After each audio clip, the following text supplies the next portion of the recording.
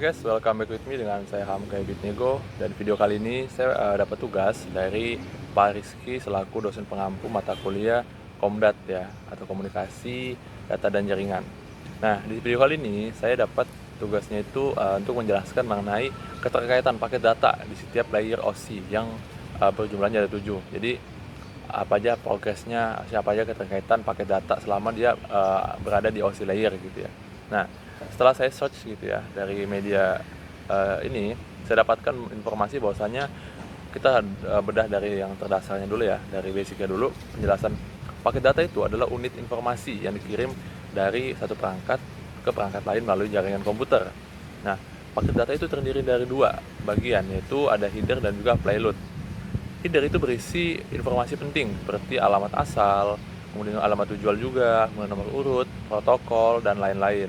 Nah, payloadnya itu berisi data yang sebenarnya yang ingin dikirimkan. Nah, oke, selanjutnya itu ada OSI layer, itu adalah model referensi ya, yang dibuat oleh ISO untuk menggambarkan proses komunikasi data antara dua perangkat yang terhubung dalam jaringan. Nah, OSI layer itu kan terdiri dari 7 lapisan, seperti yang sudah dijelaskan di video sebelumnya, atau mungkin teman-teman sudah pernah mendengar ya, sudah pernah tahu bahwasanya kan ada physical layer, kemudian ada data link, ada network layer, ada transport layer, ada session, ada presentation, dan juga ada application layer. Nah, itu sudah tidak perlu dijelaskan lagi. Selanjutnya kita akan menjelaskan keterkaitannya. Keterkaitan paket data di setiap OSI layer adalah sebagai berikut.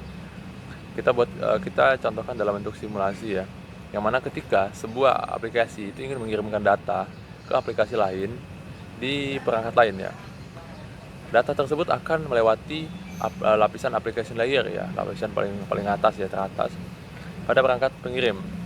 Di sini data akan diberikan header yang berisi informasi tentang protokol aplikasi yang digunakan. Kemudian data juga akan melewati lapisan presentation layer pada perangkat pengirim. Di sini itu data itu akan diubah menjadi format yang sesuai dengan media transmisi dan dilakukan fungsi-fungsi seperti enskripsi atau kompresi jika diperlukan. Kemudian data akan melewati lapisan session layer pada perangkat pengirim.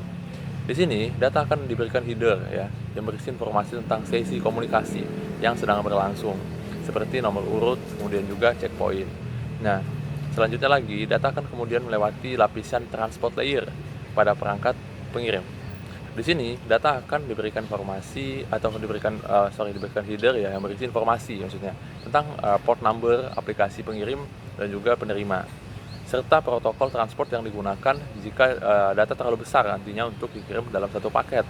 Nah, maka akan dibagi menjadi beberapa segmen yang lebih kecil, jadi dia akan lebih efisien gitu ya. Nah, kemudian masuk lagi data itu akan melewati lapisan network layer ya.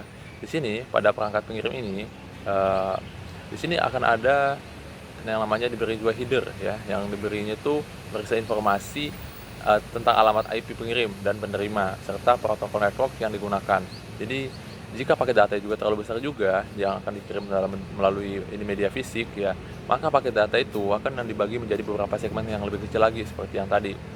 Kemudian setelah itu data itu masuk lagi melewati lapisan data link layer yang mana pada pengirim itu juga ya. Di sini data akan diberi header yang berisi informasi tentang alamat MAC ya, pengirim dan penerima, serta protokol data link yang digunakan. Data juga akan diberi tiler ya, yang berisi checksum untuk mendeteksi kesalahan nantinya atau kesalahan transmisi. Data kemudian akan dibentuk menjadi frame data yang siap dikirim. Kemudian data juga akan melewati lapisan physical layer pada perangkat pengirim. Di sini data akan dikonversi ya, menjadi sinyal-sinyal elektrik atau optik atau elektromagnetik yang sesuai dengan media fisik yang digunakan. Sinyal-sinyal ini kemudian dikirim melalui media fisik menuju perangkat penerima. Nah, ketika sinyal-sinyal tersebut sampai ke perangkat penerima, proses akan berlangsung secara terbalik. Sinyal-sinyal tersebut akan dikonversi kembali menjadi bit data oleh lapisan physical layer pada perangkat penerima. Jadi seperti yang tadi, cuma dibuat dalam bentuk yang terbalik gitu ya. Nah, kemudian bit data tersebut kemudian akan dibaca dan dicetak oleh lapisan data link layer pada perangkat penerima.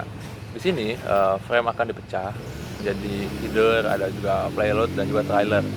Header akan digunakan untuk mencetak alamat MAC nantinya pada penerima dan pengirim, serta protokol data link yang digunakan. Nah, trailer akan digunakan untuk mencetak checksum dan mengkonversi kesalahan transmisi jika ada.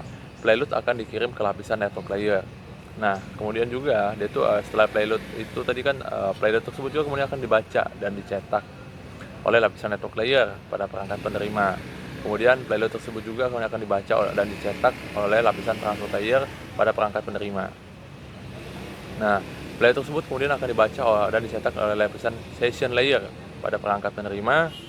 Nah, selanjutnya dibaca juga oleh presentation layer dan juga sampai pada akhirnya di lapisan application layer pada perangkat penerima. Nah, di sini data akan dipecah menjadi header dan payload ya. Header akan digunakan untuk mencetak protokol aplikasi yang digunakan dan aplikasi pengirim. Payload adalah data yang sebenarnya ingin diterima oleh aplikasi. Nah, demikianlah keterkaitan paket data di setiap OSI layer yang berjumlah 7. Semoga penjelasan ini dapat membantu atau memahami proses komunikasi data dalam jaringan komputer. Oke. Sekian dari video saya mengenai penjelasan keterkaitan paket data atau apa ya, ya keterkaitan paket data dalam setiap layer di OSI layer. Oke, saya akhiri, terima kasih.